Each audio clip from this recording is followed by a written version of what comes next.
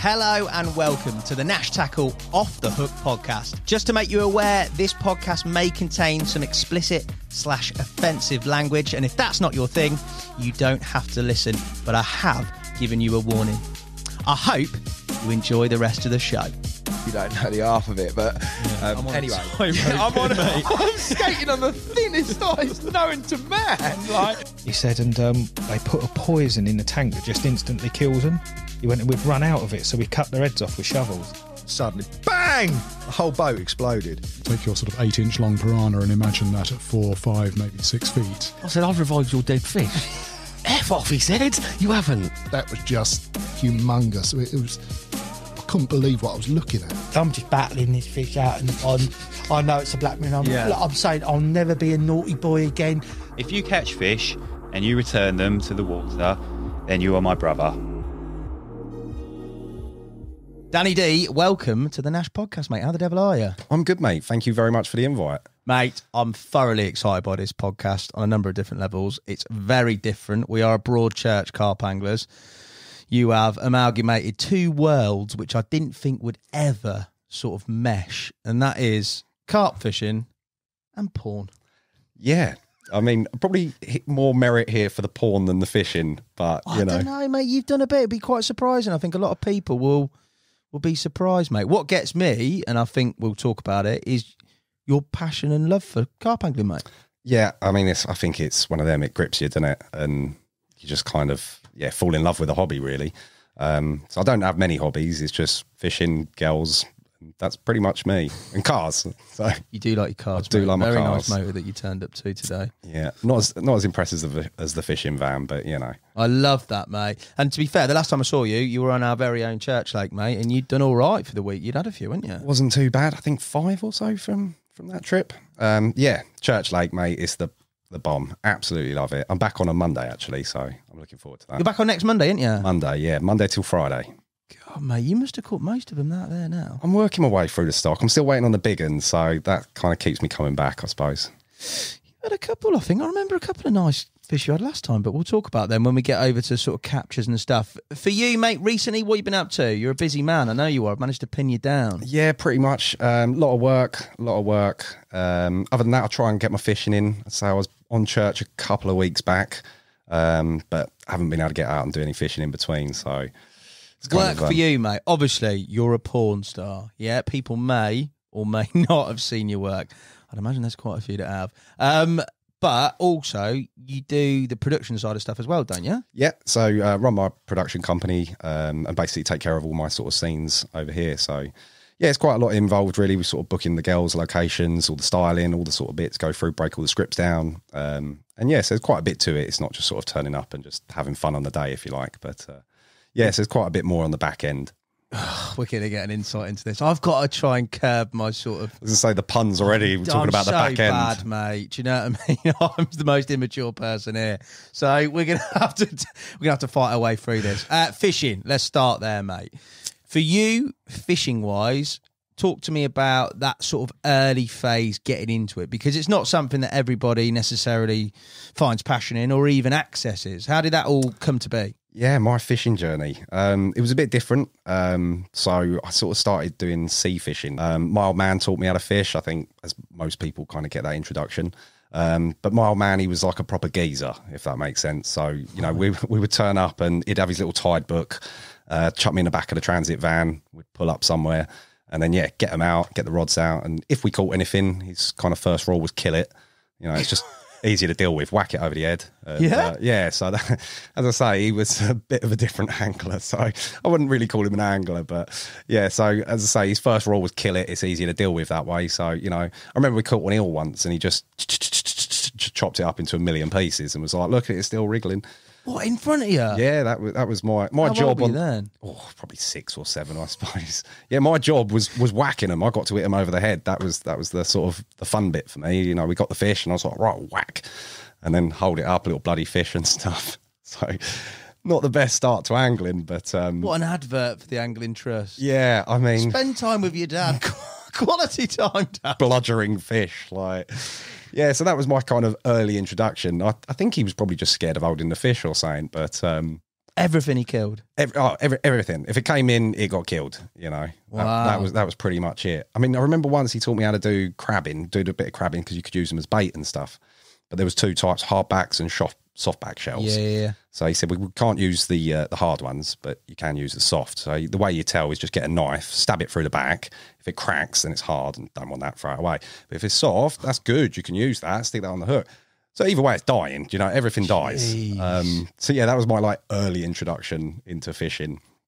And I remember he gave me a folder. I think it was called The Art of Fishing. Oh, I had that black folder pike on the front. There you go. Yeah, mega. Six volumes, I think there was in total. And he used to get a little magazine, I think, every week, and then add it into the binder. Yeah. And I always used to read it when I was at his house and stuff. And one day he let me take it home, and that was just the most amazing experience because I got to sit there and I'd just be at home and I had a few bits of tackle that he'd given me, and I would just go through the book, learning different knots, different traces. And I had like I used to have them CD album type things where you put all your rigs in. Yeah.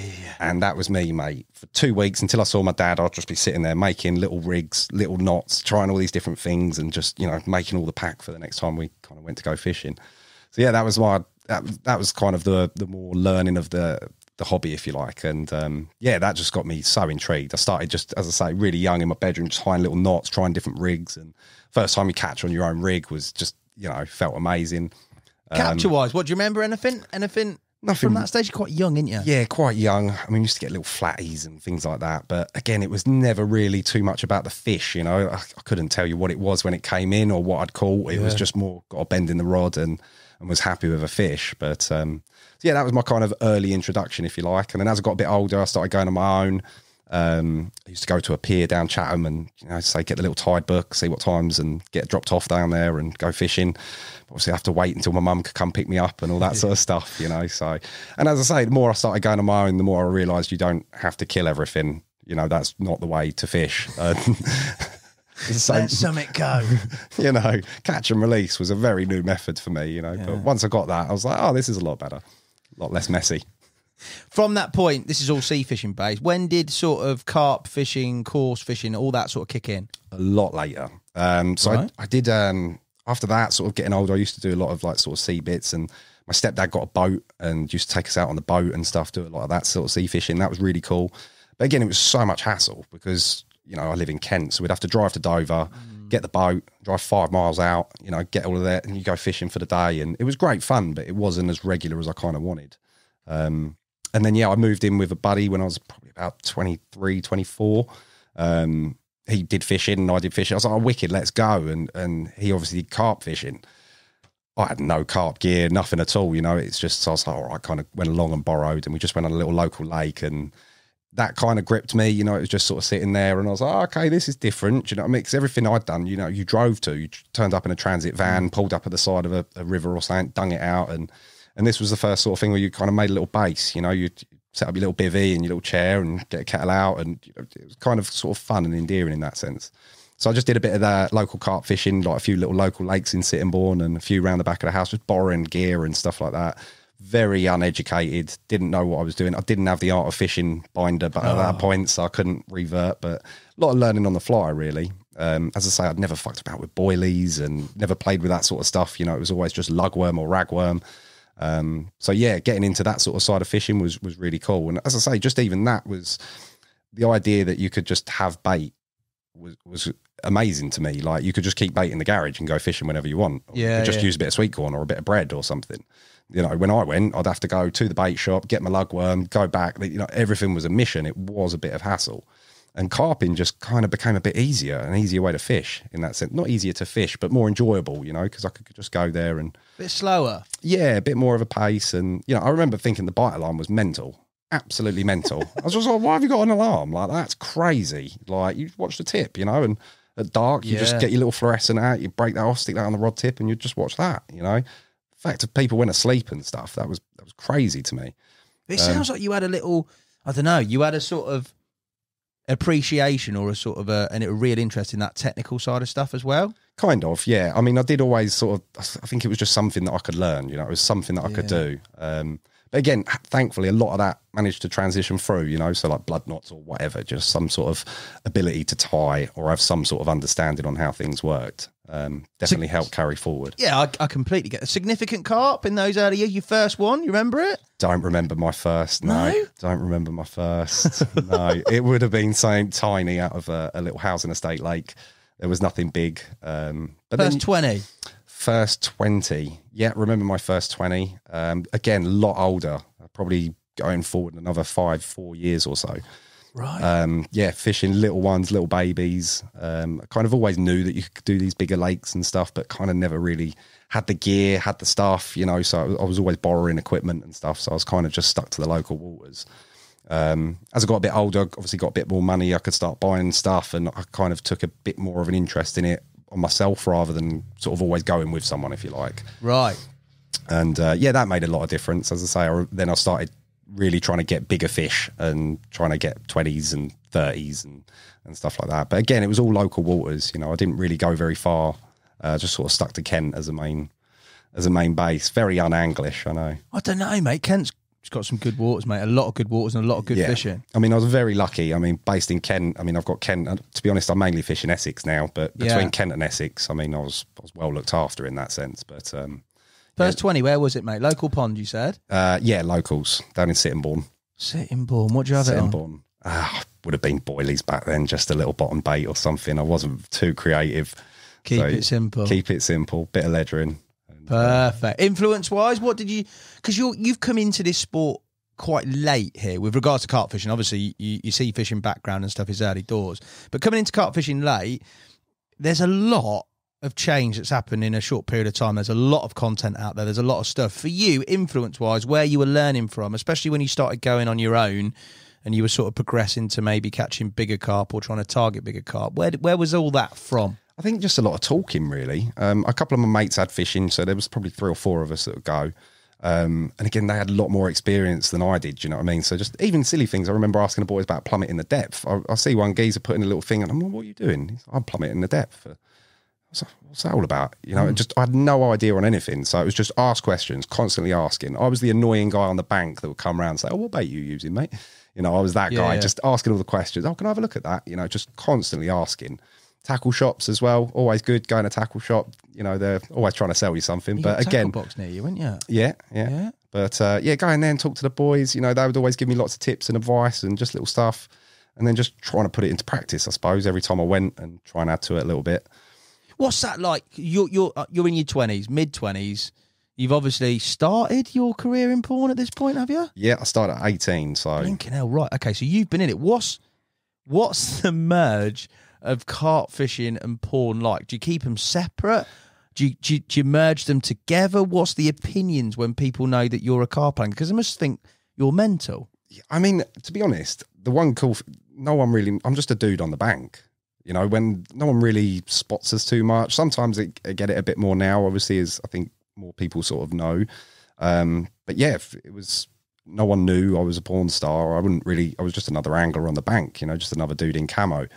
So in that way, it was a nice detachment, really. Just, you know, there's a lot of, I suppose if you go to the football, there's a lot more people that are going to be, oh, all right, Danny, how's it going? You know, the bank, it didn't really kind of happen. So what about the other way? What about on set? Do you tell people that you're good to people interested? I don't know. Sometimes, a lot of them know now because I put it on my Instagram and stuff. But yeah, like a lot of I kind of know that I go fishing. I got belter about your Instagram, mate. You came up to church flipping fishing, caught a few, and you put a photo up on your Instagram.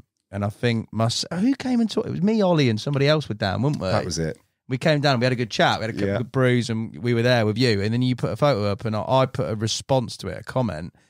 I'd never in my life, I couldn't believe. I had 3 females of, I don't know if they were OnlyFans, porn stars, I ain't got a clue.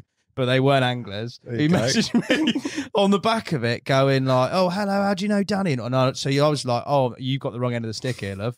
Because if you're looking for some of that, you'll be severely disappointed. I saw the hair, mate. I saw the hair. I reckon, pulled in. Yeah, maybe I've got a second career in me. I'm only joking, Laura. We'll keep this easy. Keep this PG. But yeah, I was like, oh my, this must be some sort of lost in confusion sort of well. But it's interesting how like it's so far removed from what you think, I don't know, people do. But it just shows that carp fishing is it's a pretty leveler regardless of what you do, isn't it, mate? If it's in you, isn't it? Yeah, I think it's just a hobby, innit? It's a passion, something that grips you. And like you say, there's just so many unknowns to it. You know, we were talking outside about, you know, different rig lengths and what could have changed to get the take properly. And you can analyse everything. And I think that's the kind of bit I like, you know, because it's up to you. You can, you know, famous Nash words, but go make it happen. Yeah. It is up to you. You can either sit there and have a camping trip for a week, or you can sit there and really go into your brain and start, why is this working? Why did that work? Why didn't that work? And for you, the sort of overall thing that carp fishing gives you, like, what is it? Is it an escape? Is it, I don't know,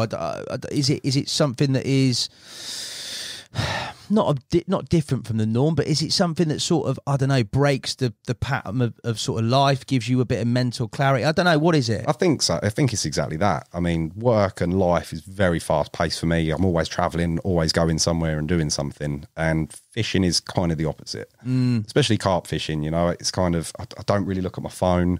I kind of switch right off and I'm just there for the moment, and eyes on the water rather than on TikTok or on my phone or something.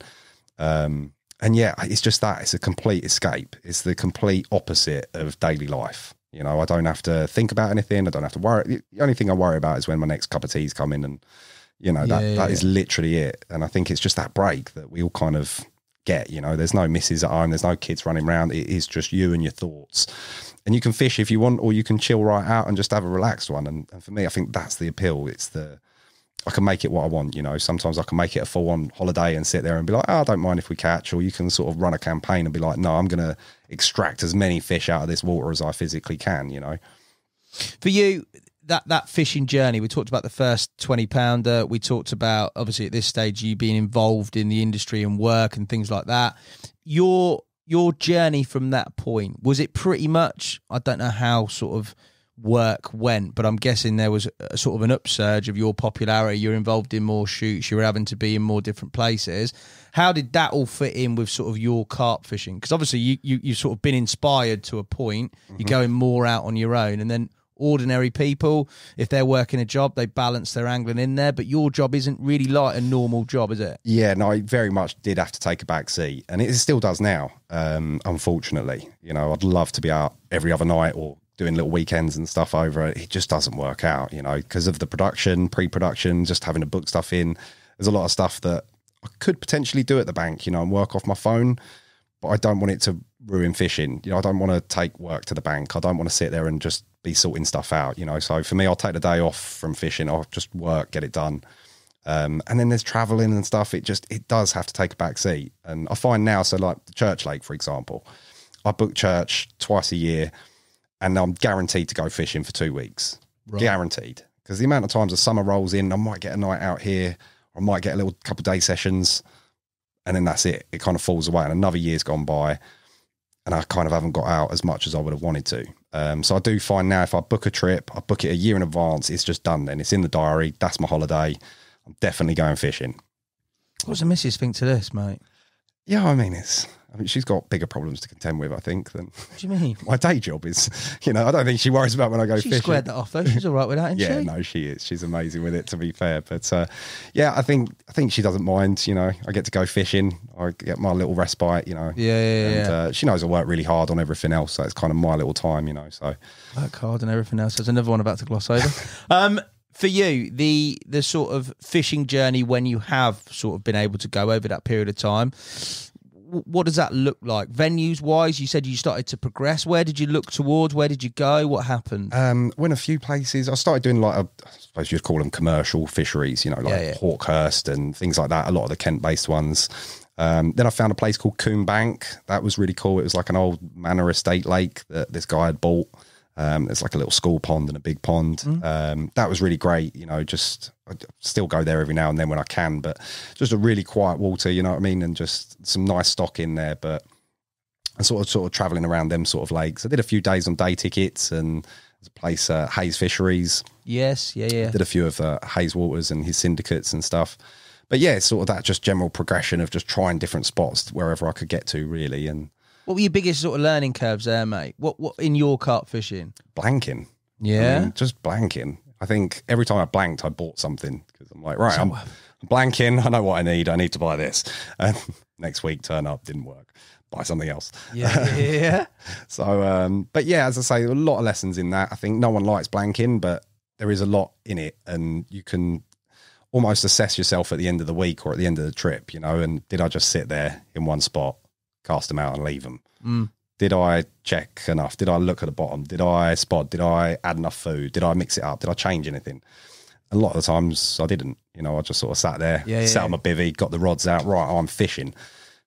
And then go home after 2 days, haven't caught anything. It's like, why didn't that work? And it's like, okay, pull it in, big ball of weed. It's just then little learning curves that each time you kind of add on. Do you know what I mean? And I don't want to make that mistake again. So I'm going to try and learn this, or I'm going to try and, whatever it may be. Your biggest breakthroughs in terms of that? What do you think? Was there a moment when you thought? Because obviously now you catch consistently on the church, but in terms of fishing, was there moments and sort of key things where you thought, all right, now I'm a different level now, I've got this, do you know what I mean? I've progressed from sort of your sort of basics to now being able to fish somewhere that's weedy, for example, somewhere that's like deep. I don't know what sort of went through with regards to that progression. Yeah, I mean, again, I think it's a lot of conversations, just speaking to people who have more knowledge than I do, do you know what I mean? And just ask, how would you do in that scenario? What would you do in here, and a lot of that kind of really helped me just kind of gain knowledge on what to do. Then obviously going through different like types of fishing, whether you're catching them on the top, I didn't catch on the top I never fished on the top. I was just always on the bottom, just ledger, because that was what I was shown. So that was just, and I knew there was these other methods and stuff. And like the first time I got shown how to use a zig rig, that was mental. Absolutely blew my mind. Like how you can have some bit of foam, not even a bit of bait, just hanging halfway through the water. It makes perfect sense now, but at the time I'm like, this is ridiculous. How am I meant to cast this out? It's like a 6-foot trailer on the end. No idea. So I think all these sort of little disciplines really help, learning all these sort of little techniques or tricks or ways to fish. Yeah. Just definitely helped me improve my angling as a whole, because you can sort of look at a lake in a different way now, rather than just where I'm going to cast this. You can look at the weather, what it's doing, what the fish are doing. It just give me a bit more understanding of how to potentially fish for them, rather than get to the lake, run to a swim, ding them out, come out and hope for the best. Which was kind of all been there, mate. That was my go-to method for quite some time. Nothing wrong with that at all, mate. I'm still there. For you, obviously, a massive factor and a massive change in your life was getting into porn. That was 18, you said, which seems young, but I don't know the parameters of when people get into it. What did you do? Did you do anything before that? Were you at school? Were you finished school or what? Yeah, I left school at 15, and then I had a few various jobs. I was on building sites, construction sites, all of that sort of stuff. I was a labourer, did a bit of warehouse work, just kind of run-of-the-mill stuff, that everyone kind of goes through in them early years. And then, porn kind of happened, and I was having to take days off to do the porn. Do you know what I mean? So I'd like have my building job, and then I'd have to, how can I take Friday off? I've got a gig. And then I started getting... How does that happen, mate? Is there an advert in a newspaper? I don't know. I mean, there used to be, but Did there? I think they were mainly scams. You'd pay and get a photo shoot and stuff. But my journey was a bit different. It was a lot different back then as well. But yeah, I basically went to the World Cup in Germany. I was having a piss up a fence, and one of my buddies saw my dick and was just like, dude, what's wrong with that? And I was like, well, I had no idea, you know what I mean, that it was anything different to everyone else's. And went back. A couple of my buddy then told everyone, and they was like, Danny, get your dick out. We need to see what's going on here. Are you joking? I'm like, mate, this is getting a bit weird. I ain't, what's going on? And then one of my other boys, he pulled down his pants. He went, mate, that's what a normal cock looks like. I see. I was like, Jesus Christ, look at this. Yeah, I'm sound. And then for the rest of the holiday, you had no idea. No idea. And I was 18 at that point. I mean, I didn't shower with everyone. We didn't have like communal showers at school.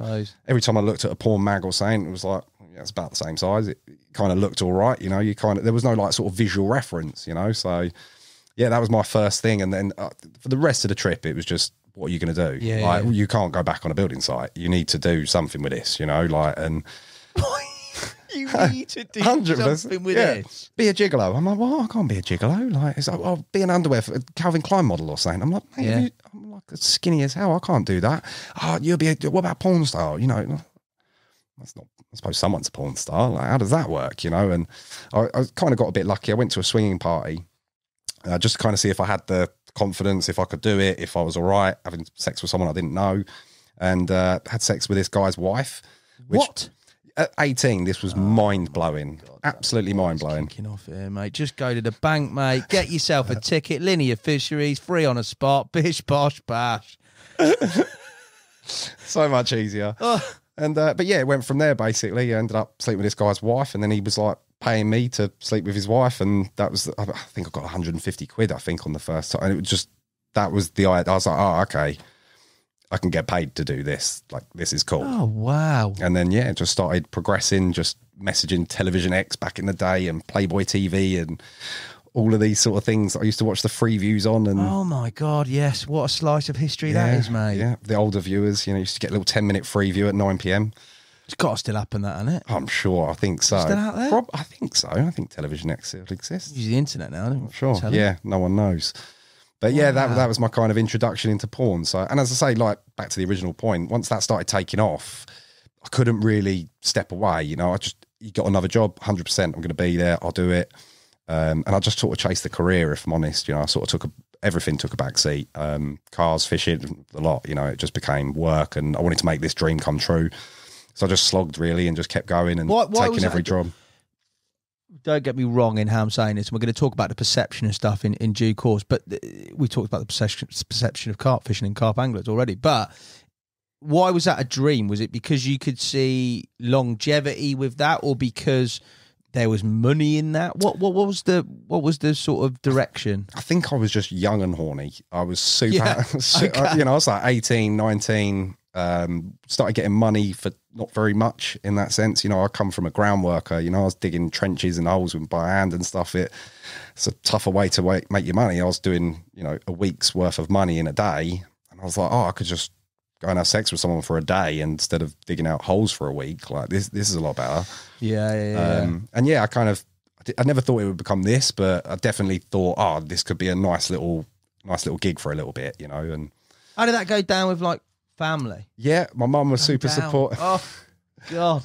My mum was super supportive. I told her day one and was just like, look, I'm going to give this a go. I think she laughed at me, as I think most parents would if their 18-year-old son came along and was like, I'm going to be a porn star. It was like, okay, cool, have fun. And yeah, I don't think she really thought it was going to take off. And as I say, it didn't just take off either. There was a lot of time where just trying to make it, really, just trying to compete with the other performers, trying to get a name for yourself. And so there was a lot of times where I didn't have much money, or I'd quit my job and couldn't pay rent and all this sort of stuff. Right. And mum's like, maybe this isn't the best of ideas. Do you know what I mean? Maybe try and get a job.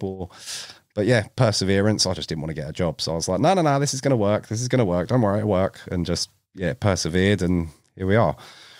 Bloody hell, mate. What an absolute mad one. The World Cup in Germany. Yeah. You got a lot to thank your mates for, really. 100%, yeah. They're a good bunch of guys. Still mates with them now? Still mates, yeah. Any anglers in that bunch? No anglers in You need there. to sort that right I do try, mate. Yeah, they all think I'm a weirdo. Do they? Yeah. I think a lot of people that don't angle do think we're weird. Have you ever taken somebody, like, from, like, either work or just your mates fishing that's never angled before? I've taken one pal that kind of never, he'd done a bit of sea fishing with me back in the day, but he loves it now. He's fully in. Like, he comes to church with me every trip. Does he? Yeah, my buddy Sam. But yeah, as I say, fully loves it now. He's fully engrossed. And yeah, it started off as one of them. I needed a photographer, really. I'm like, do you want to come along for the day? And then, like, he was like, give us a rod. Started playing, and yeah, and as I say, he fishes completely different to me as well. We have completely different styles, What's your style? Traditional, I'd say. Like, I'm kind of pretty methodical. Like, this is kind of the way you're meant to do it. I might play with make a few little changes to baits or stuff, but my mate Sam would try anything. Anything a go. Look at this rig. And I'm like, what the hell is that? I don't know, it should work. And he'd try different things and try different baits and different combinations. Always try and say, I'm like, what's that? It's just... It's funny, isn't it, mate? When I was chatting, I think a couple of days ago to a good mate of mine about, it reflects a lot of the time the personality of the person. I think you're angling. Some people are very, I don't know, sporadic. They're just happy to try stuff. Yep. They've got no fear. No, I don't know if fear's not the right word, but they got no trepidation in terms of just putting something wacky out. Yeah, they see it as the amount of times they can't. I'm fuming. I'm like, look at what are you doing? I'm putting a bit of apple on the hair, and I'm like, fucking what? Yeah. How's that going to, apple, like, what's that going to do? Do you know what I mean? And it's just trying different things. And I don't really have that. I kind of see it as a wasted rod in the water in that sense. Do you know what I mean? I'll try a different discipline or, you know, something. But as in, like, really going off key and mixing it up. And the amount of times I laugh at his rig and I'm like, oh, I ain't going to do nothing. 2 minutes later, he's sat there holding a 28-pounder or something, 30-pounder. And you're like, oh, all right. Got any spare apple over there? You know? Yeah, get me some apples. It's interesting, isn't it? You see it, and also you see it with a lot of really top anglers. They'll do things slightly differently. It might be the same thing that they do over a period of time because they find something that works, but there's definitely this sort of shy away from following the masses in one regard or another. But it's interesting. I've got a few mates who are pretty out there who, when they angle, are very much out there as well. And it can come from a lot of mates who are sort of come into it with absolutely no sort of, I don't know, corruption from any media they've seen or any other sources. 100%. They're just an innocent learner and they'll try anything. Or it can come from just pure, like, creative genius where they think, I tell you what, why hasn't anyone tried this? 100%. And I kind of respect it in a weird way. And I kind of wish I could have that in my fishing, you know, where I'd be able to sort of mix up on one rod and just say, all right, I'm going to try something really random with this, you know. But it's just not there for me. I'll trim hook baits and things like that. But maybe adjust the rig length. But other than that, I'm pretty traditional. Rigs, bait, where do you sit on all that now in terms of where you've come to? Because you say you're pretty methodical. Yeah. Generally, I'm fishing a Ronnie or a multi. I kind of keep it sort of pretty simple. Don't really mess around with the bags and stuff too much. But, you know... but yeah, quite simple really in that sort of sense. I don't sort of mix it up too much. Again, Boilie angler mainly? Pop-ups or boilies. Yeah, I'll mix between the two. This trip on church, I'm going to go for naturals. So I don't really fuck with naturals too much. So yeah, I was talking to Swanee and stuff. So I'm going to try a few, go on the worms a bit more this time. Oh yeah. And sort of just, so yeah, I've been tying some little worm rigs this last week. Just sort of. Is this Swanee's influence on the worm rig? It is a little bit of Swanee's influence. Yeah. What sort of worm rig are you going for? Well, I did tell him it was going to be mass manufactured by next week, so you know you'll see it drop to market. What's Swanee using as his worm rig? He's got a lovely little design. He does, yeah. I come up and saw him last week on the church. And, you're not going to give it away. Oh, I can't. I'm sworn to secrecy. Is he giving you that? He's given me one little of his rigs, so I'm allowed to carbon copy it. So I'll have that in China and mass manufacture it by next week. I'm going to call it the Swan. The Swan rig. Take over angle. He's gone, mate. Swan. He's out the water now. Literally, he catches a few on there though. But you've caught a few on there, mate. To be fair. Yeah. But to be fair, I mean, I fish church very different to everyone else, you know. So again, them boys, I think there was 4 on church on that trip. So they divide the lake into quarters, and they'll get their quarters. Whereas I'll just sort of turn up on my own. Like for me, church is amazing. I get the exclusivity, and I can kind of fish it how I want to. Do you know what I mean? So I'm not sort of located in one swim or peg, and I'm just kind of stuck in my water. So it gives me a lot more flexibility. So I don't think I'd catch as much if I came as a group, obviously, just because being sort of stuck in one area, I can't really chase the fish. I can't really go and do stuff. But yeah, it's amazing to watch someone like Swanee or someone who's stuck in one area of the lake and just made the most out of that swim. Tears it up every time, you know. Yeah, he does do well. Worm rig, interesting. And on the naturals for the first time. You fished naturals at all before? I fished them a couple of times, but sort of haven't gone heavy, you know, like sort of adding them into my bait. I've always had it as just on the hook bait or something. I've never really kind of started adding it to my mix. And yeah, so I'm definitely going to start just playing around with it a little bit more. When we talked about planning this podcast, you said COVID was a pretty pivotal time for you with regards to your carp fishing and where things really boomed. And that is relatively recent, but obviously the bug was there. Work, professional life, everything took over, and then there was that lull period for you, which I'd imagine was pretty scary, mate. 18 months it was. I was off work. When COVID started coming about, we was the first to shut down. You know, I think it started in Spain. It was kicking off in Spain a little bit, and that was when we shut down. So so no video production, nothing. Absolutely nothing. Just, you know, we have a lot of like duty of care for people's health care and stuff like that. There's a lot of safety precautions in obviously our job. Yeah. So yeah, any sort of transmission of a virus or anything, it was just a straight up, look, let's just see how this plays out.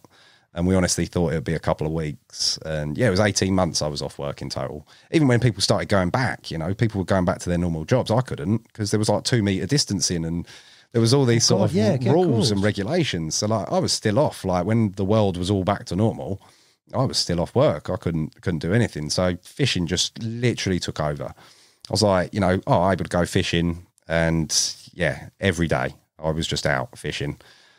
For 18 months. Pretty much, yeah. It's probably about 14 months straight. But yeah, I went all through the winter, literally just loved it. Where'd you go? Absolutely. Again, all the sort of Kent waters, Coombank, Hawkhurst, Slough House, like busting around a lot of sort of Kent and Essex waters.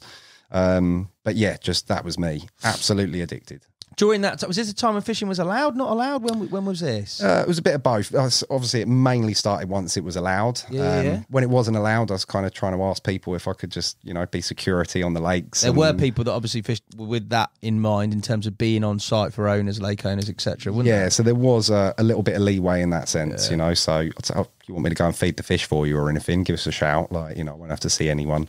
So I was quite lucky in that sense. There was a couple of friends that had some bits I could access. And then once fishing was allowed, you was allowed to it was one of the first things that opened up. I think. Yeah, 100%. So it was super great for me because it was just like, oh, okay, now I can go and fish.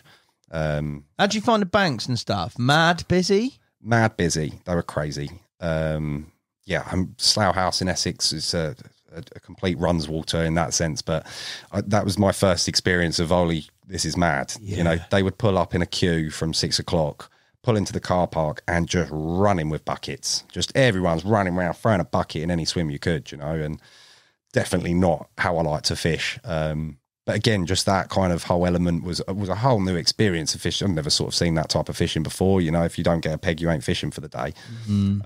So yeah, it just became early leave, and stuff, and then trying to find places we could stay and try and get the overnighters and things like that.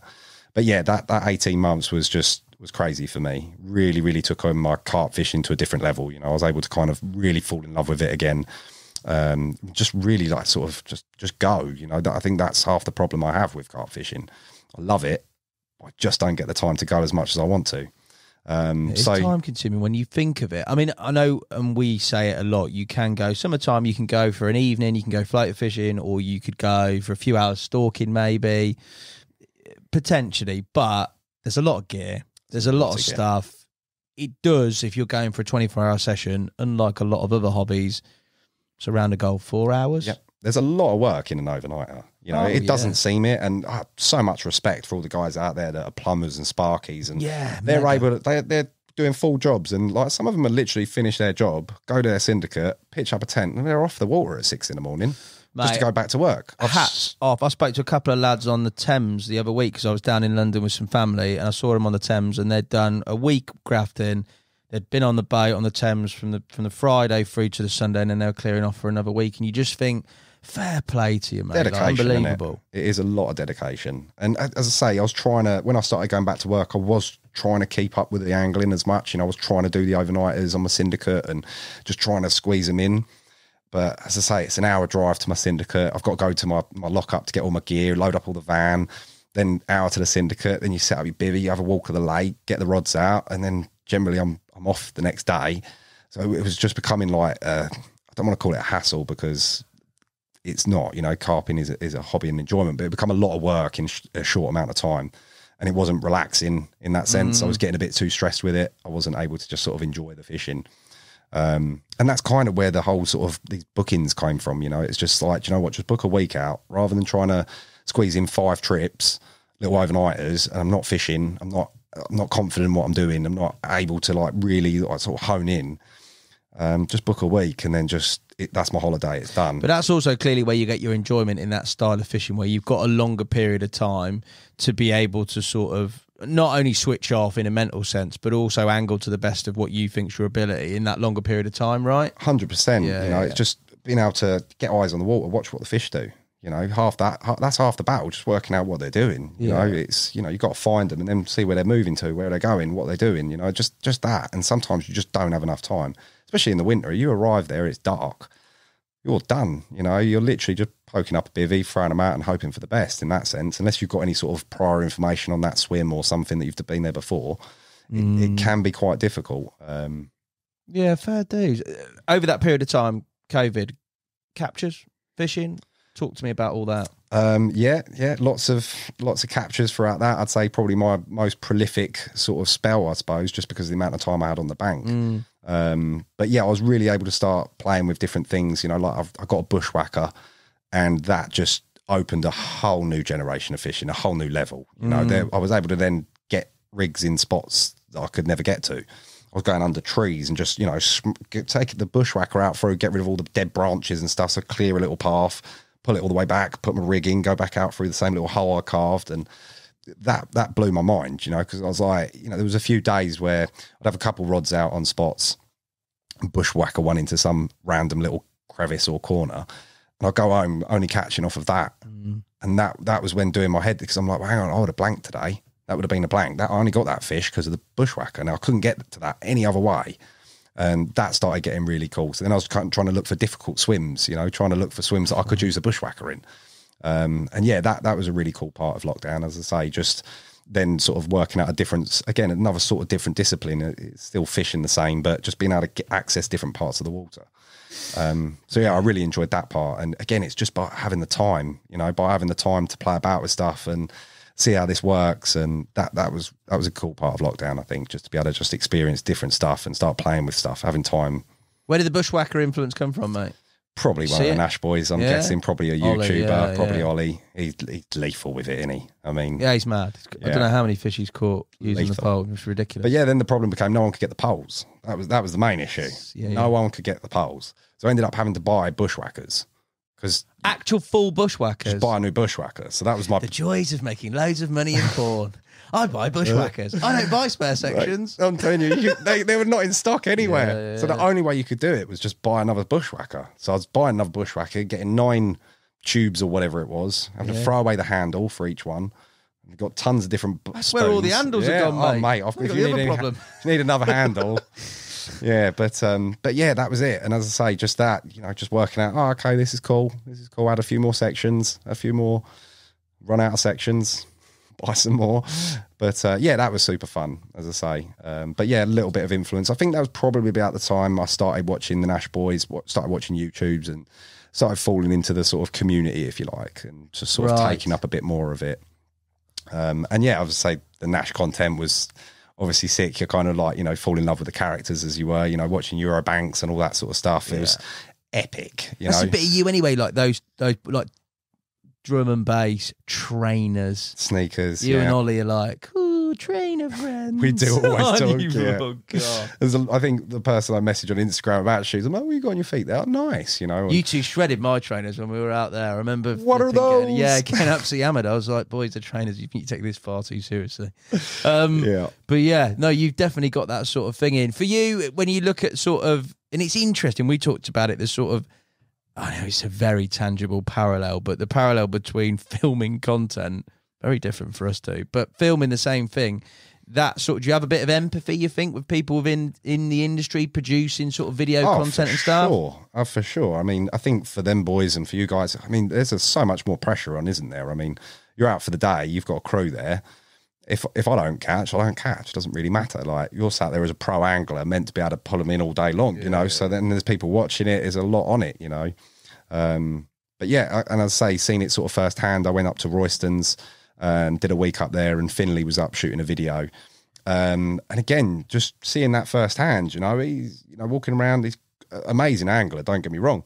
But just saying, right, I need this amount of fish to make this a feature. I need to be able to, I can't just pull out one fish. I've got to do this. I've got to try.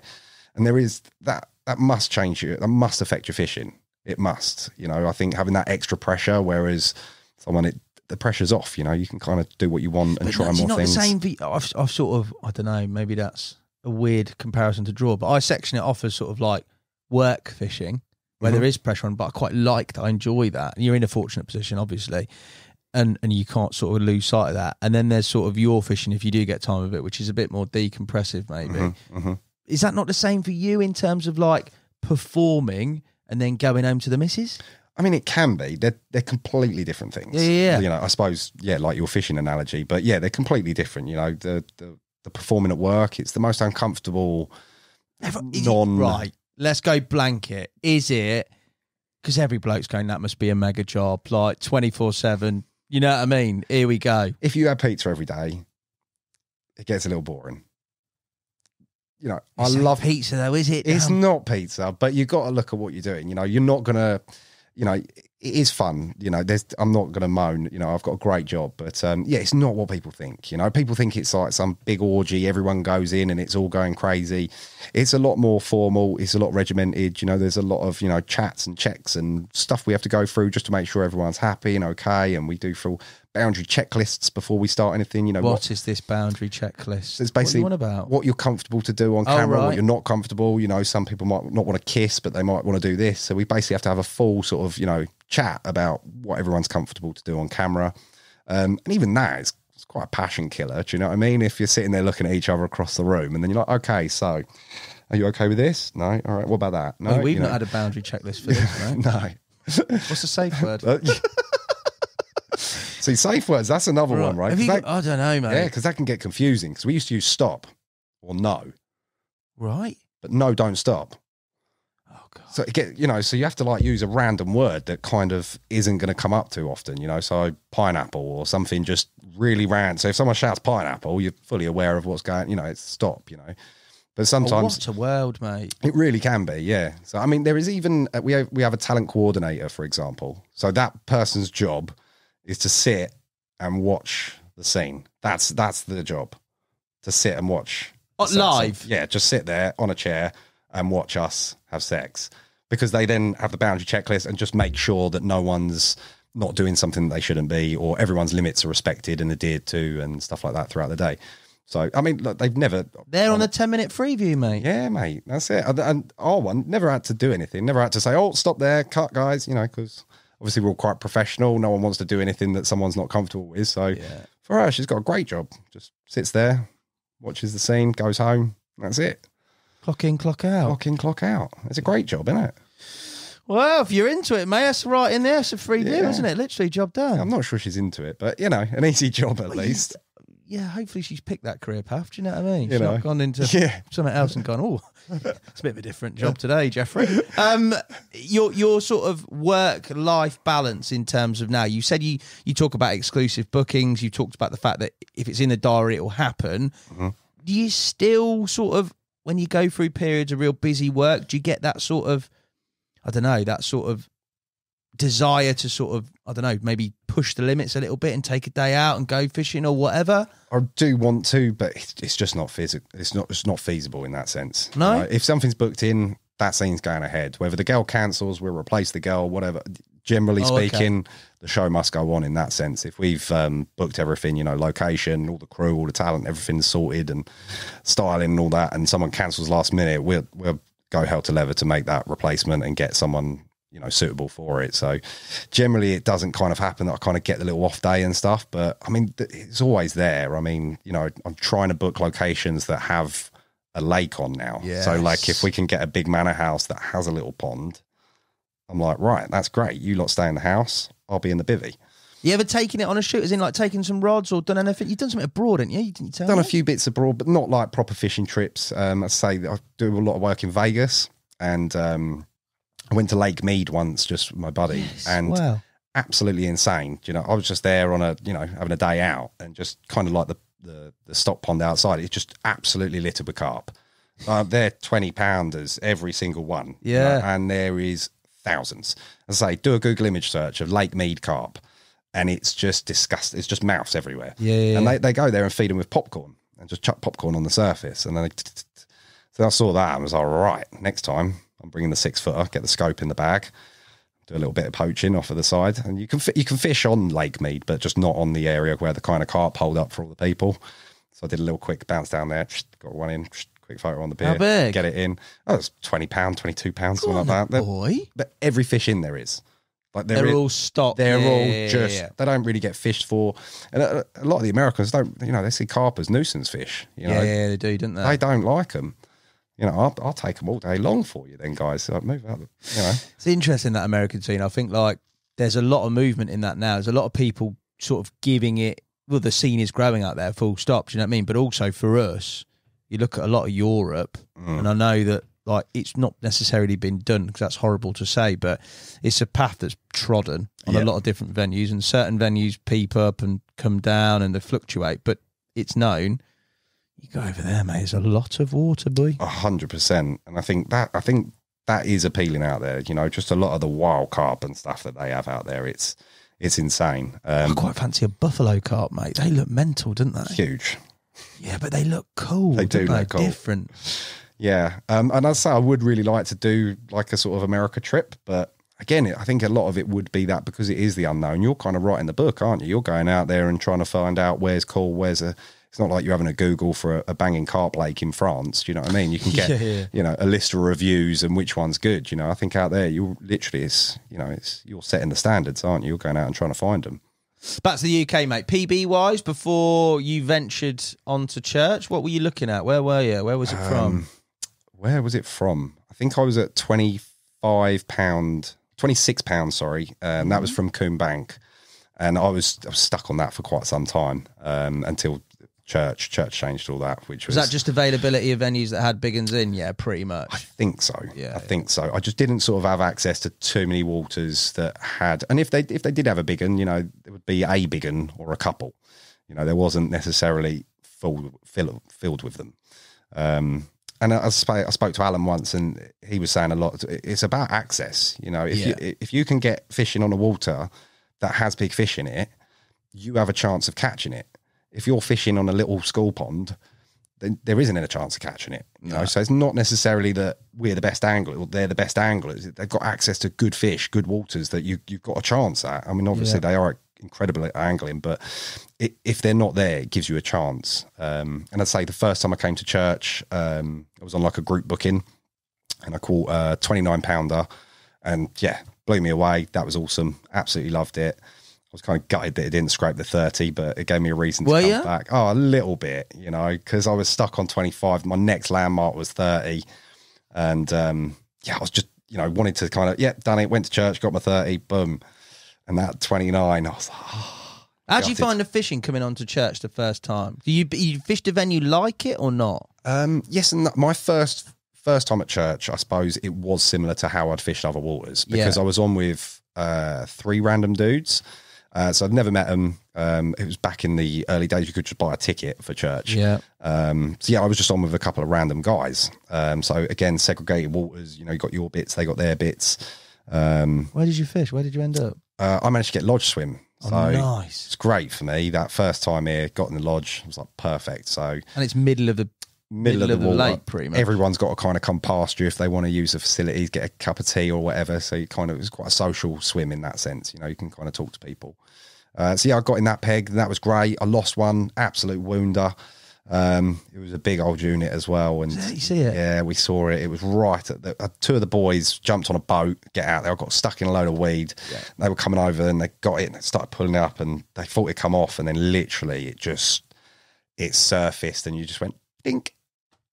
And I will never forget the lad's face, just looking at me and just locked eyes, and and because he just dinked out of his mouth, and he just looked at me, you know, when you're like, brutal, to just put the rod down. I'd take a little 20 minutes, go for a wander, and you know, that was a wound. I was still blanking at that point, and that one was a sore one. But then, you know, it's like, right, make it happen, start again, reprocess, and then I got my 29, so I was super happy that same spot, same rod, same spot and same rod. Yeah, was it? What would you again? Church, for those people who haven't fished it or don't know, it is weedy. There are clear spots. You're looking for pretty much little clay holes, dinner plates. Exactly. Short range, further out, casting. That lodge swim commands quite a lot of water, doesn't it? It does.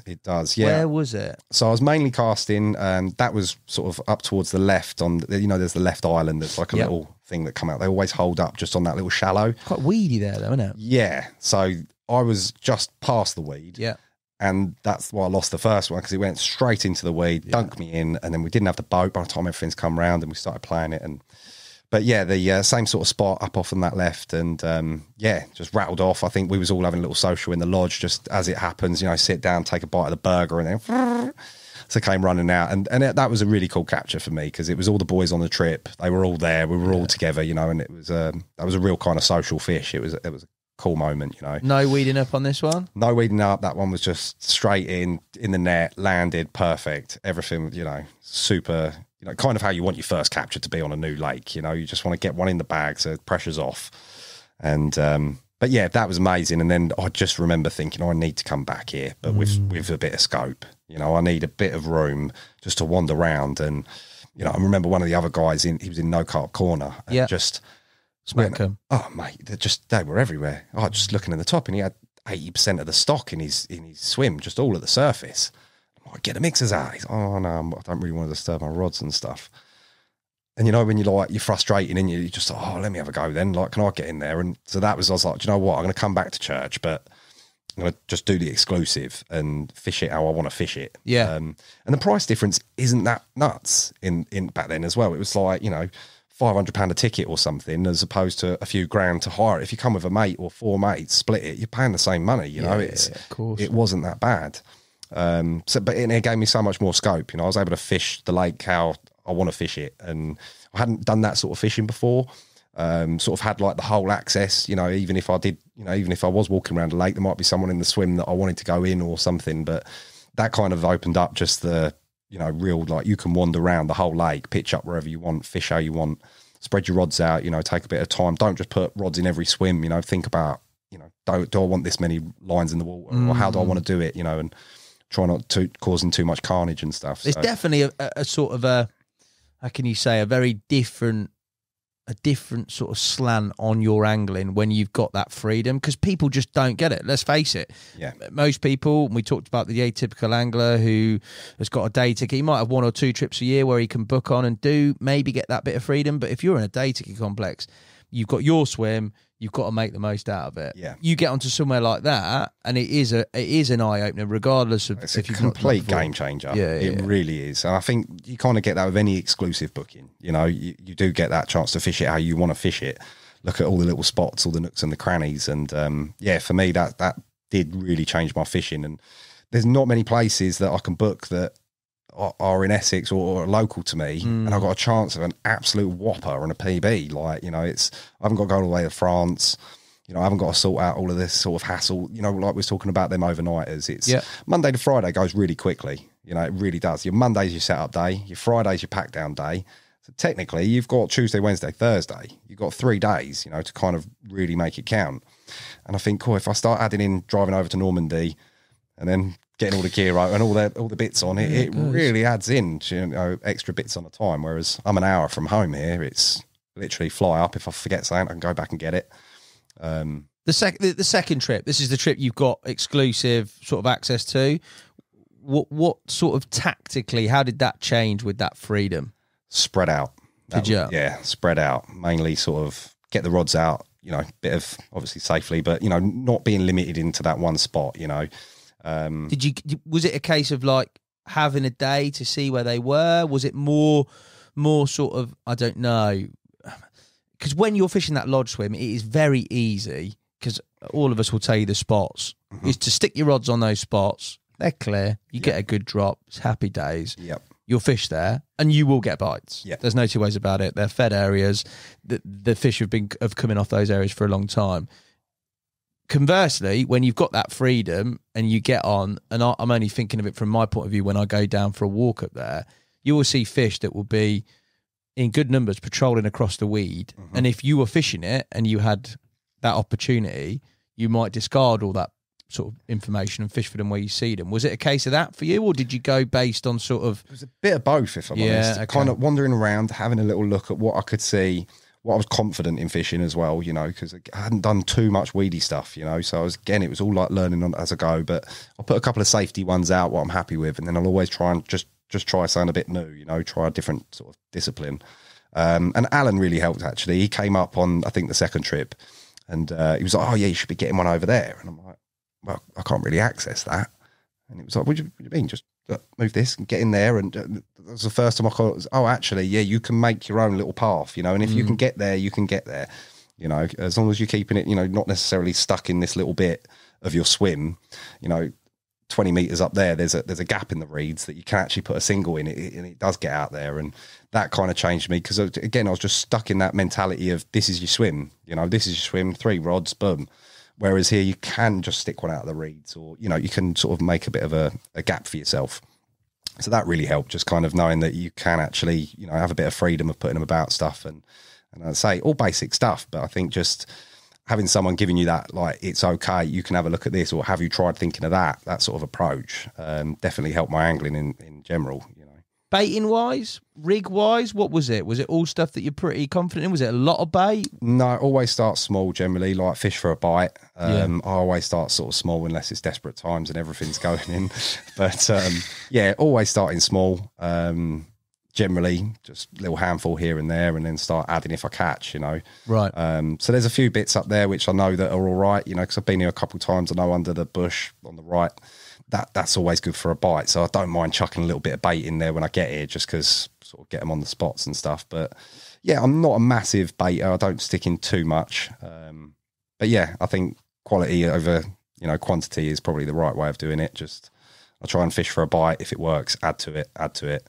Ronnie's multi-rig still, yeah. You love them, didn't you? Yeah, it kind of works for me. Yeah, don't change but it. yeah, I will mix them up every now and then. Do you know what I mean? I'll try a little slip, or, you know, just try different little bits as and when. But again, I think you get comfortable in what you know, don't you? You get comfortable in your tie, and you know what you're doing. You can bang them out in the dark.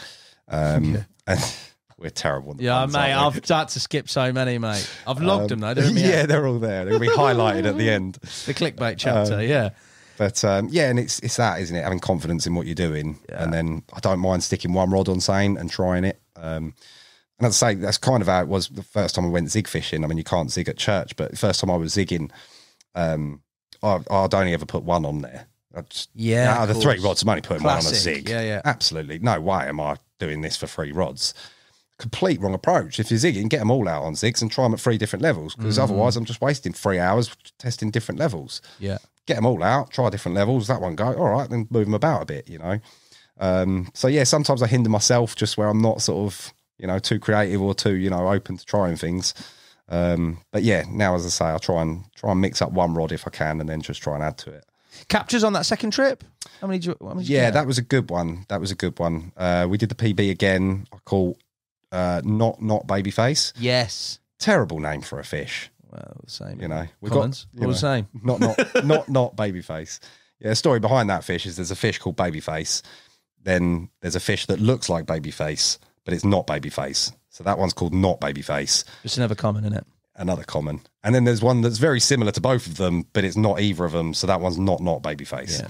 And so I caught that one. I think that was at 42, I think. Nice. Something like that. Absolute whelpter. And I caught that was the first trip I bought my buddy Sam. Yeah. So a great trip for him. He was able to sort of see these, you know, absolute units of fish that kind of never seen in his life, you know. So again, he'd do a few day tickets here and there with me, but then his real big introduction Where did that come from, mate? Where did you have that one from?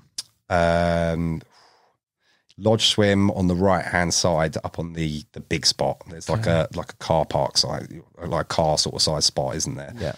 And that one come off of there. And then worst thing was the next trip, I recaptured her. Same spot, same fish. It's like church has some amazing fish, and when I got it, I was like, I don't want to say I was disappointed, but I was a little. It's a recapture, you know. Like there's so many crusty, beautiful fish in there that I haven't got my hands on, and to catch a 40 again, but the same one, it was a little wounding, but. You can't. I'm not going to moan. I'm not going to moan at a 40. You know, it was a great fish. But we had some really good ones. As I say, me and Sam, I caught Simo on that. That was a big mirror that's up there. Caught Simo, and then my buddy caught Simo's mate, which was nice. Kind of poetic. You know, it's kind of. But how big was the Simo? I'd have to look on my notes. Probably about upper 30. Probably a 30 something. Yeah. I don't know what he was at the time when you had it. That was that trip where I saw you, wasn't it? I think so. Yeah. Yeah, I can remember you having a very good week. I think that was one of our best weeks. Yeah, were they pretty really spread out in terms of where they came from as well, or not? Well, see, I didn't really fish Wibble that one. I didn't fish the sort of weedy section. So I sort of round from Lodge all the way round to the other side, if you like, and didn't sort of mess with that. As say last trip and the one coming up on Monday, I'm going to sort of plant myself in there now and get myself in amongst the weeds, but yeah, I think just gain a bit of confidence in fishing and what I'm doing in the areas of the lake. And it's so difficult, you know, like we say, they go so quick that Monday to Friday. Monday, you come in, you get all the banter with the boys. Yeah. You just want to fish on a bank, you know, you just want to take that pressure off and enjoy your trip, you know. So I think it's so easy to kind of just get them out there and it's like, right, I know this spot works. Boom, boom, boom, boom. And I kind of fallen into that trap a couple of times. And it was only after my last trip at church, I was like, hang on a minute. I fished that exactly the same as I fished it last time. And that's not a problem like we caught fish, but I do want to learn something. I do want to change it up a little bit. I want to fish a different area. I don't just want to go in the same swim, same spots, and then the same fish. You know, I want to change it a bit, you know, and sort of try a different tactic or a different discipline. So it's interesting. I sort of, compare it to sort of French holiday fishing. You know, when people have booked a week, they get on there in the Saturday, and it's very similar to that. They get on there, and all they want to do is get rods in the water. Yeah. And sometimes that can push the fish out of, let's say you're on them completely. They're in your swim, they're showing. Yeah. Somebody puts 3 rods out, and that can instantly just drive those fish off you. Yeah. Whereas I've seen a couple of, really good anglers who have gone in, baited specific spots, left them, dropped onto them. It's incredible. Dean was telling me about a guy, I have to forget his name, but I think he waited 3 days. Yeah, on the spot. Yeah, exactly. Before he put a rod out. Yeah. I mean, that's proper angling. Like, do you know what I mean? Like, not even fishing, not even rod in the water. Like, that is crazy. But again, the if you've got that skill and ability to sort of take in all the information and watch what's going and really know, I mean, fair play to them. You know, it's... But as I say, it's not a lot of respect for that. There's no gimmies on there either, mate. So any fish is hard done and well caught. You know, it's a small water. You get a load of anglers come on. It sees a lot of pressure. There's some old fish in there, a lot of old fish in there, a lot of big ones. Good anglers. I mean, I think that's half of the thing here. You know that you've got to be presented right, you know, because everyone else who fishes it presents it right, you know. So you don't want to be the big glaring mistake at the bottom of the lake, you know. What's the target for you? What you looking for from there? Obviously, you're talking about different areas and maybe looking at different approaches using naturals. You said that before, but is there a specific fish? Is there a specific weight PB target? I am still chasing the big one at church. I'm still chasing her. I haven't had her yet. I'd say my first night of the first trip, the lad I was fishing next to caught the big one on the first night. Right. 2:00 in the morning, absolute screamer. Woken up and he was stuck in the reeds playing this thing, and I'd never seen a carp that big. And when it came in, I remember just touching it and just, I'll see you again, darling. I will see you again. How big did that go? Oh, it was 50 odd. I think just under. I think it was a very high 40. Sort of middle of the summer as well. So, right, spawned out. Yeah, okay. But yeah, and I saw that and was like, oh, I want that one. So yeah, that one's eluded me so far. So at the moment, I'm still trying to catch that fish. And I think the problem is with the church, if you're ever lucky enough to go up there or go into the lodge, it's just littered with images of incredible anglers holding the most incredible looking fish that, you know, I'm like, is that still in there? That's in there. Oh, wow. Okay, you got a chance at that. You know, that's half the thing. There's just so many beautiful fish in there. There's obviously a little list, you know, Houdini and whatnot, or, you know, the Beauty Queen and stuff, but the 4x4 or, you know, but again, trying to like sort of specifics, as I say, it's the big one that I'm definitely, I think everyone wants the big one of the lake. Everyone wants the biggest of the lake, but yeah, there's so many incredible fish up there that, as I say, I don't mind tearing through the stock, you know, in that sense. It's like when you were saying, oh, how are you doing on the stock? I've had some really, really beautiful fish out of there, but there's still some incredible captures I haven't seen, haven't got. I've just looked at them at photos on the wall. So I think that's sort of my target is go and find some of the pretty ones, not the big ugly mirrors. Loads of nice scaly ones in there, mate. Oh, they're mega. There is some really, really pretty ones. Love that. Fishing outside of the church for you? You got a syndicate ticket, did you say? I do. Yeah, I'm on the Manor over in Essex. Oh, yeah. So got a ticket on there. I've been on there for a couple of years now. Are you getting on up there? Again, I don't really get to go. I've done a couple of trips. You know, I've had a couple of little ones, but nothing crazy, nothing really notable. But yeah, it just comes down to the time. As I say, it's an hour or so away. I'm almost holding on the ticket because I don't want to let it go, you know, and I don't really feel like an angler if I haven't got a syndicate ticket, you know. It's like, right, you know, okay. Where'd you fish? Well, I don't, but I've got a ticket, you know, so it's that kind of thing. But yeah, as I say, I'm going to try and get up there and do a couple in this season if I can. But yeah, that's my sort of syndicate water. I was on a few of Hayes waters. Yes. Yeah. But again, it was a bit cheaper, so I could book 2, you know, so I bought 2 syndicates. And then if one of my pals was going up to one of them, I could kind of join with them and stuff like that. So I did a bit of that for a couple of years. But as I say, once I got onto the Manor ticket, that was the one I was working towards. but yeah, kind of got that, and then work went busy again, and I can't imagine that's the easiest place to drop onto for a night or two either, mate. No. There's a lot of anglers doing a fair bit of time on there. It's a proper prestigious syndicate, isn't it? Yeah, and it's finicky as well. There's some people that are happy to have a conversation. Me, same as I see you around the lake. Right, mate, how's it going? I'm pretty chatty. I'm not sitting necessarily asking about your bait and your rigs, but some people can be really finicky around a lake. You can just saying hello, and they're like, "Oh wait," and you're like, "Oh, sorry," just leave you to it. So I do find there's some funny people That's out there. because they just finished watching you in the bivvy, mate, and they're a bit awkward about it. Bivvy bangers, mate. Have you not had that? You must have been recognised on the bang, even though you say you're not. Yeah, there's been a few. As I say, kind of more recent years, I do think social media hasn't helped me in that sense. Where I started posting them on the Carps, and again talking boys online and socials and stuff, and I think that's kind of made people, oh, he's a fisherman. Do you know what I mean? So again, whereas before no one knew I fished, so kind of see him on the bang, you wouldn't think, oh, that's that guy. That must be weird. What about in the street? You get loads of people recognise you? All the time, yeah. What's that? That must be weird. It's all right. I mean, I always look at it. Look, if I was on a building site and I got to meet a porn star, I'd have 1,000,001 questions. I'd just be like, right, how does this work? How did you do that? What goes on? Do you know what I mean? I would. It's natural. So I don't really mind too much. The only thing I do think is when someone clocks me, I'm like, how much porn do you actually watch? Yeah, that's what would get me. Because it's not my face. Yeah. I'm definitely not paid for this. It's, so I'm like, oh, wow, you either... But again, then one thing that's kind of happened, I suppose, with social media and things like this, it's given a different insight to porn stars or adult entertainers in that sense. I've done sort of a mainstream podcast. People now come over and say, oh, I saw you on Jackmate podcast, or I saw you on so-and-so, rather than... I was literally wanking off to you 20 minutes ago. Can I shake your hand? You're like, oh, maybe not. Have you washed? Yeah.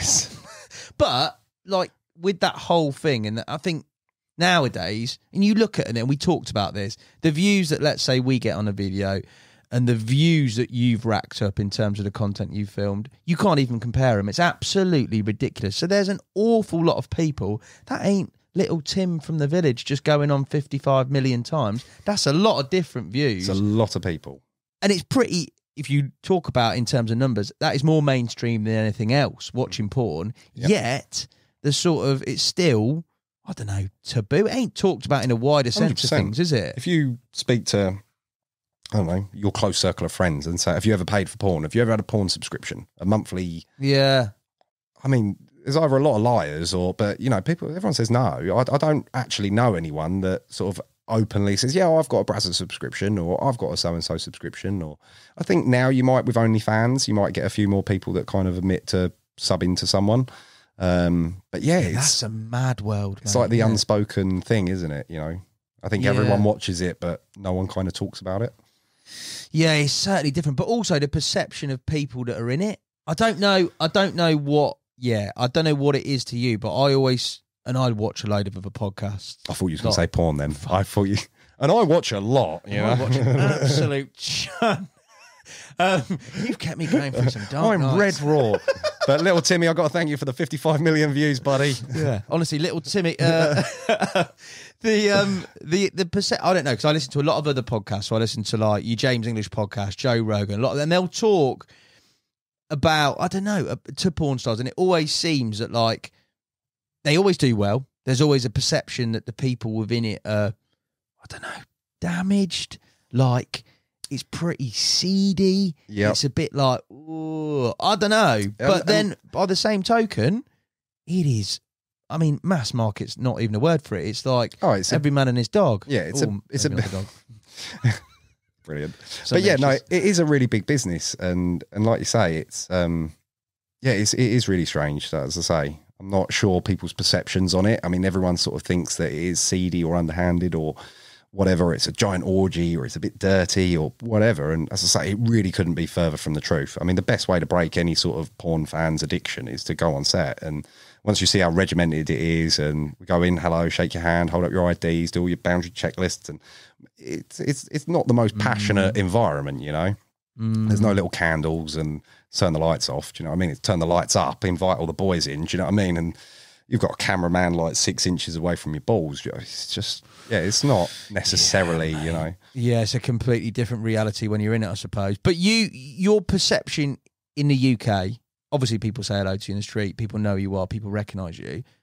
But if you contrast that to in different countries, it's completely different, isn't it? America, it's insane. It's like applauded, like you're like a Z-list celebrity, I suppose. You're like on the lower spectrum of celebs. It's insane. And as I say, over here, it's kind of a bit taboo, or we don't talk about that. I don't know if it's the English upper lip or whatnot, but yeah, in America, it's a lot more. There's nothing with it. It's like, oh my God, how's it going, Danny Dick? They're very much more approachable.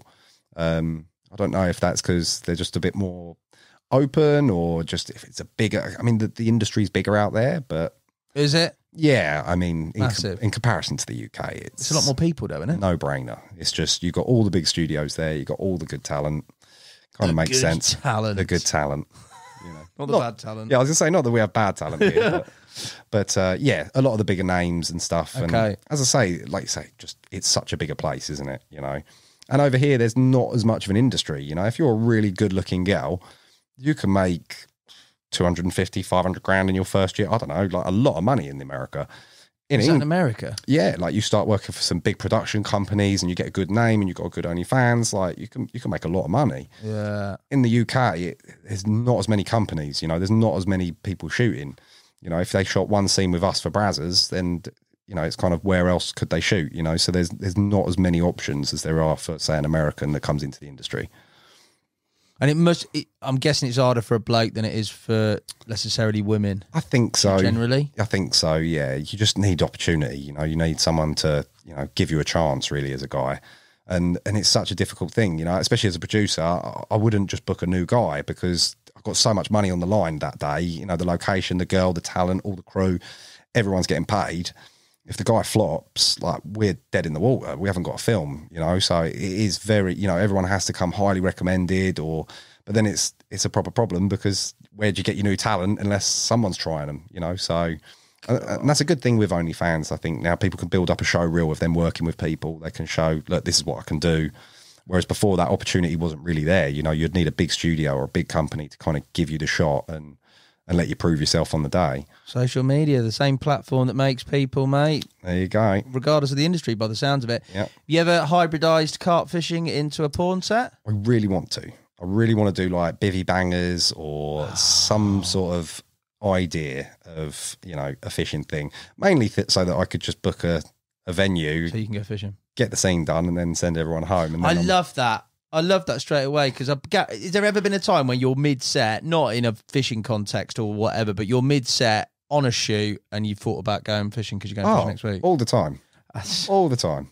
Man, the time I'm sitting there going, oh, bollocks, I do need to get some more leads, actually. I'm running low on them. No, and you just sit about, you think about the most random things, but again, like you still get excited and stuff about fishing and yeah, there's a lot of times I'll be sitting there thinking, oh God, and dive straight off set and I'm just better order them before I forget, That's mental, isn't it? Because that same thought process, how many people are having that when they're finishing a graft on a Friday and they're thinking, oh, can't wait to clock off to get on the lake. Hopefully there's a swim free. Yeah, 100%. I'm the same. Like, right, let's get this done and we can all go home. But that's mental, isn't it? So yeah, it's as I say, the environment itself is completely different to, I think, what people would perceive it to be or expect it to be. Talk to me about shockers. You must have had some. Oh, there's always shockers. I mean, What shockers? I mean, trying to think now. Worst thing, come on, mate. Worst thing. Should I say, come on, mate? I don't think I should say that. Brilliant. I once worked with someone who, in the middle of the scene, she got up, said 2 minutes, walked over to the other side of the room, popped a squat, took a shit, and then came back. No. And I was honestly the most baffled thing that I've ever seen. You've got a toilet, I'm guessing. Oh, yeah. And she literally just jumped over, went, and then that was the end of the day for me. I left that day. I was like, I ain't got this. I found it a bit disrespectful, to be honest. Like, just in the middle of the room with crew around. It was kind of in the corner, but yeah. She just said she had a dodgy stomach and then just had to get it out. But a little log came out and just everyone just sort of stood there and was just like, what the, But, sometimes there's bodily malfunctions and stuff that happens. But, that can't be helped, things like that. I'm never really bothered about that. If someone poos on me and stuff, it's kind of to be expected at times, Because if you're doing, like, say, an anal scene or something with a girl, there's a lot going on. There's a lot of pressure. It's not necessarily like they do at home, It's in love with their boyfriend and all prepared. There's like 12 people watching and this poor girl's getting an arm up her ass, So every now and then things happen, but again, it's more embarrassing for the girl, I think, and we're all like kind of understanding in that sense, and just kind of, oh, it's okay, it happens all the time. Do you know what I mean? You're good, and just try and make them feel less embarrassed in that circumstance. Because as I say, it's quite an uncomfortable thing at times. Yeah, you know, you are literally awkward open out to the world, aren't you? You're letting everyone see you in all your glory, and yeah, sometimes things happen. You know. What about the missus, mate? Talk to me about this. Family, missus, because I know we said it before. Your career completely different set of parameters and potential things that you've got to deal with. But in the same way that working in the fishing industry, it's a lifestyle, isn't it? You can't, when you do that, you have to have people that are understanding in and around you, and you also have to make it sort of clear, because as much as you try and keep a balance, it becomes a part of just the way you live your life, isn't it? Yeah, and there is so much to it, to dating someone in the adult industry. You know, I've got so much respect for my partner in that sense. I mean, I'm not sure if I could have the same sort of, you know, comfort levels as what they do. But for us, it's honesty. Like, it has to be honest. Everything has to be honest. Like, if you start bending the truth or telling fibs, like, you're just dead in the water. So yeah, we're really honest, you know. And if I fancy a girl, I'll say, oh, she's really good looking, I really fancy her, do you know what I mean? And oh my God, mate. But I'll never come home and say he was like velvet or something. Do you know what I mean? You have to kind of be on the level, you know. So but again, my partner's really, really supportive in that sense, you know. So as I say, shit, watch this, and no, it's nothing surprising, but you know, it's yeah, and I find that, you know, because they're not stupid. Your missus knows, and so you can see if you've had a good day or if you're into the girl. And I've only cuddled a few carp, mate. It's a bit different, isn't it? Do you know what I mean? We still smell the same, Hassan. Oh, that is absolutely belting. There's my little trailer, mate. There Job done. Oof.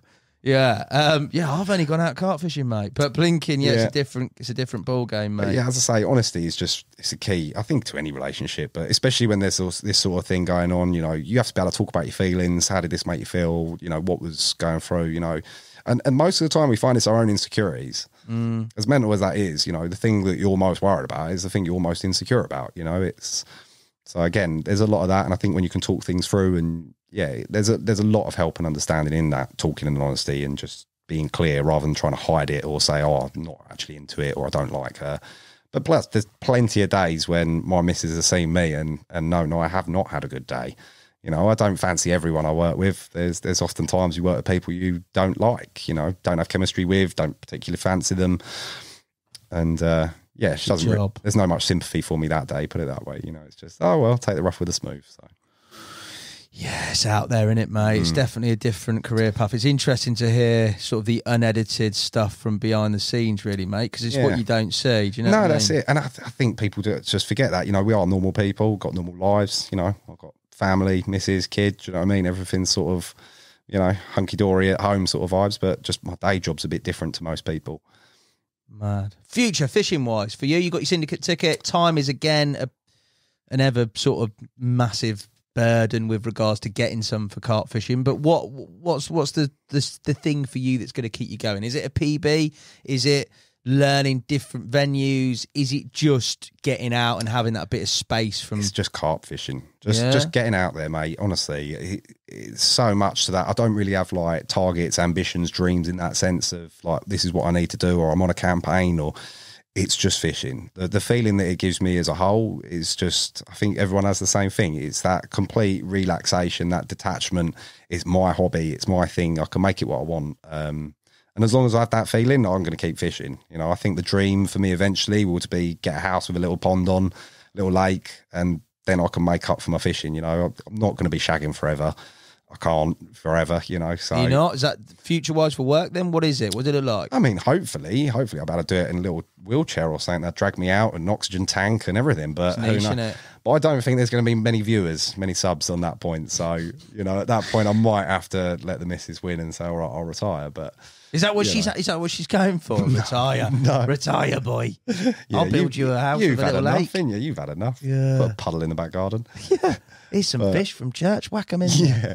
But yeah, I think that's probably the ultimate for me. If I could get myself a little yard with a little pond or something in the back, and I could fish that would just be, that'd probably be tickety-boo for me. Why not any other type of fishing as well? Why just carp fishing? Is it because of the The detachment, is it because of the static? Not static, that's a horrible thing to say. It's a weird one because, like we're saying, it's hassle, but it's also a lot less hassle in that sense. Like, I don't know, if you've gone sea fishing, right, you need a tide book, you have to be there at a certain time, you have to go and get your live baits, everything that has to work, you know. What about lure fishing down the canal? Yeah, I'd do a bit of that. I wouldn't mind. As I say, I don't really. I think fishing as a whole is cool. You know, I'd love to do a bit of the marlin fishing, go out and do the big stuff. You know, on the big boats when they go and chase them crazy fish. I'd love to do something like that. But yeah, carp fishing as a whole is. I think you've got your gear. Once you've got your gear, you can just go. You know, it is easier in that sense. You know, I haven't got to worry about the tides. I haven't got to worry about anything. I could turn up at a venue late at night or.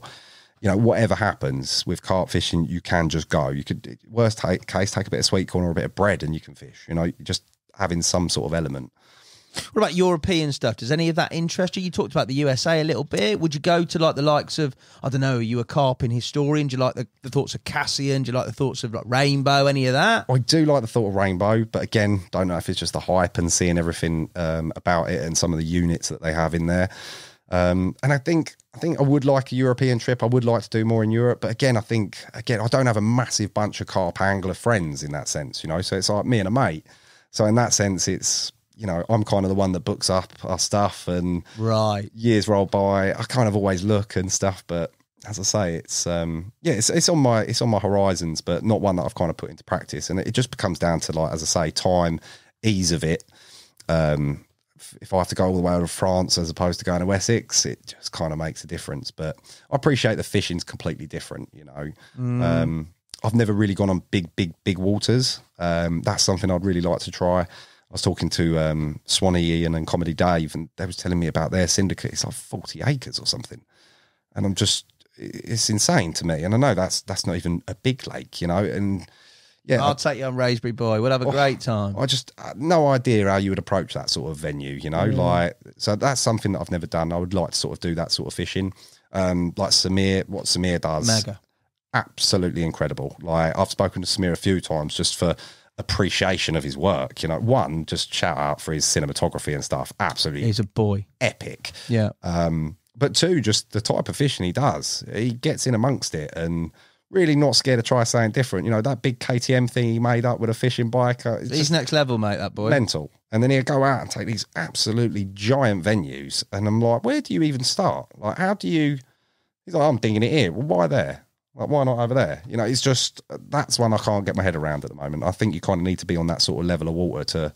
Do it. It's all you got to do. Yeah, like you said. To get to grips that with COVID period, you did it, didn't you? You got to leave them, that opportunity. Breathing it. And I think, joining the syndicate like I do, maybe going 3-4 times a year, probably not the best way to sort of embark on something like a giant big water lake. Or I don't know, mate. Well, you've got connections, mate. Social media is as it is. You talk to a lot of people within the carp fishing industry. That there's information like you got before with a direct conversation that you can have online where you can get access to it. And an event, and essentially, and I say it to everybody, you've just got to go and put yourself in that situation. 100%. But I get for you that time constraint wise, it's madness. We were talking off camera. You've got like TikTok, OnlyFans, Instagram, Twitter, mate, let alone like all the other stuff that goes into producing shoots and being on shoots. Yeah, and then sort of plus the production job as a whole, do you know what I mean? So yeah, it's there is a lot of work on, but as I say, I do see it as a thing. You know, I'm only young once. I've got my time now. It's not like a hardship either, my job. I really enjoy it. I literally, I know it sounds a bit of a piss take, but I do. I love it. I go to work with my friends every day. So yeah, I'm having fun in that sense. So as I say, if I can squeeze fishing in on the back of it, it's great. But yeah, then there might be time later down the line where you get a bit more time. You reckon? Yeah. Would you reckon? So the plan is to do less on camera, but keep the production stuff. Maybe. I think so. Yeah. Eventually, I'll start scaling back in performing and stuff, and probably be more behind the camera, behind the scenes sort of thing, and hopefully that'll allow me a bit more time. Watch out, carp fishing, mate. Yeah, there you go. You're going full time. That's mate, I'll be there. I'll be there full time, mate. Sell that wagon. That gets you a couple of years on a syndicate easily, mate. Easily, eating mate. good. You won't be stealing tea bags. You won't be drinking Dole Geeling, mate. I think food delivered and everything. Job done, mate. There you go. Yeah, there you go. Scotty would sort you out. No two ways about it. That's mega, mate. And at present, you've got a trip next week on church where you're doing a bit of experimentation. The rest of the year, winters, doing any? I don't mind a bit of winter fishing, weirdly. I think it was because of the lockdown. I really got into winter fishing. It's just so tough, isn't it? And I think if you get a fish in the winter, that is like bringing in a 40-pounder. You know, that elation, like that happiness. And I mean, some of my most smiley Instagram photos are some of the smallest fish, and I'm wrapped up like, you know, an Eskimo. But it's because I put in graft to get that fish, and I don't care how small it is. Instagram account, mate, with your smiley face. But, you know, and trying to get them in winter is tough. I think when you nail one in the winter, you know that you got that, you earned that. And that was really cool for me. So, yeah, I'm definitely down to do a bit of winter fishing. As I say, I don't mind it in the sense. I don't mind it too much. Nice, mate. Well, mate, thank you so much for coming in, mate. I've dragged you. I can't afford your day rate, so I don't know what I'm going to pay you in. Rocky Road, I guess I'm going to pay you in, mate. Amazing. Waitrose today. I was going to say, we didn't even... Mate, that's Waitrose Didn't for even you. crack these out. Look at that. Normally it's Co-op, mate. Waitrose or Co-op. You can sponsor this podcast. Just drop me a message. I should really have one. It's rude. Otherwise. Try and work the lid out, mate. Twist well, there skills. Look at that. Dexterous fingers, mate. But thank you so much for coming in, mate. I look forward to seeing your progress on church. I'll get a heads up from the boys on how you've done last week, mate. And no doubt we need to get up to Raysbury, mate, because that's a big sheet of water, 70 acres. So there's a fair bit to go out there, mate. That is big. You'll catch a few there, won't we? Really sure big. of it. But we'll definitely go. Before you go, we've got a quick 5-10 questions, mate. Ooh, let's go. There's a lot of input from the boys in the office here. I'll whack this in the old group for the boys. Okay. 95% will not be asked to you because I don't think I'd be able to broadcast it. Is that the list afterwards? Yeah. Maybe that will be the office conversation for the rest of those rocky roads, mate. But we'll start as PG. This has definitely got a tick in the box for not PG anyway, not suitable for kids. Apologies for anybody listening. This may cause offence to, but I have ticked the box. Right at the end. Right at the end. Right at the end. Not the first 5 minutes. Let's not limit the reach. Right, you ready? Right, you've got a choice between these two. A threesome, which I'm guaranteed you've had a lot of already, or a brand new PB. Which one are you taking? Brand new PB. Really? Yeah. Animal. 3 celebrities you'd take fishing. Could be past or present, but 3 celebrities you'd take fishing. And why? I'll take Margaret Robbie. Yeah. Why wouldn't you? The Australian accent. Yeah, she's just banging it. Just, imagine just having her spotting for you or something. I don't know if she can spot, though. More of a law angler. We'd give her a lesson, didn't we? We'd get her on there. Carry on. Then I've probably got to pick a pro angler so that I know what I'm doing. No, you can save that for later. There's another question that's pro angler. Oh, okay. You go anywhere you like with celebrities. Celebrities. You must have knocked around with a few. A couple. Nothing. No one too notable, I don't think. I've mainly just got women in my head. This is terrible. Emily Ratajkowski. She would be nice to look at on the bank. Emily Ratajkowski, who's that? Oh, you must have seen her. know. Oh, she's like a supermodel thing. Oh, is she? Yeah, very, very beautiful. I can see why you followed a certain career path there. Carry on. I feel I need to stick a dude in now. Wow. To give it a perfect threesome. Do you know what? I'm happy with them two. Oh, yeah? I'm going to take, No Emily. third player. No one of any depth in there. We're just gone superficial We're for just the whole going thing. super beautiful. Don't play up to the porn star stereotype or anything, mate. I literally Don't just can't with, think of any really celebrities at high-end, this like, point. Don't go like I'll take Hassan. Elon Musk or like someone That's not like bad. that. Yeah, Muskie wouldn't be bad. Okay, right, we'll start again. I'll go fishing You got those two. There, All right. yeah. All right, so now I've got one more. You got to balance this. I'm going to take Eminem. Eminem. Just Yeah, see what he's like. interesting. That'd be interesting. That would be interesting, wouldn't it? Would. He don't do a lot publicly, does he? Don't think he's a fisherman, put it that Yeah, way. I think he is, you know. I remember... No. Do not quote me on this. This is in the vivid back end of my memory. There was definitely something about him liking a bit of bass fishing, just like The Rock does and all that. So, hey... There you go. There might be a little insert here of a picture of Eminem fishing. I'm not going to go search for it, mate. I'm not going that deep into the edit, mate. You know my theory in editing. Sit there, get it done. Get it out. There you go. Dream carp fishing destination and dream carp to catch. Ooh, that is a tough one. So, sorry, one more. Dream carp destination or dream fishing dream location where you'd like to go and dream carp that you'd like to catch. So it could be a history carp that's died. It could be a carp, I don't know, that's swimming around in the church. So it's up to you. Yeah. So I really like the look of some of this Thailand stuff the boys have been doing on some of these mental fishing places and some of these crazy Siamese carp and stuff like that. Yeah. Them venues look really crazy and so picturesque. So I think I'd like to do something like that as a dream destination. Nice. And then ultimate carp, there's a couple. I mean, there's a few from the manor that have passed away that are just real chunks that I would have dreamed to have got a hold of. But as I say, yeah, the real sort of standout one, I suppose, is my next week's plan, and that's the Big and On Church. Yeah, nice. Imagine if it happened. Insert there, yeah. This will be well edited after I'm on holiday next week, mate. There's no editing going on there. Birthday week as well. Living the dream, mate. Send cards to PO Box. Don't send any cards. I'm too old, mate. Drum and bass or country and western? Drum and bass. Yeah, classic. I do have a theory about drum and bass. Go on. I actually started thinking that maybe the Nash boys weren't that good at fishing and that they've just worked out some hack that the bass through the drum and bass draws the fish in or something.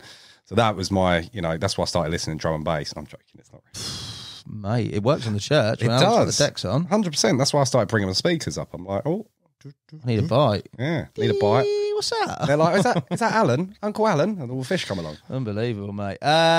Give away all your trainers or give away all your fishing gear? Oh.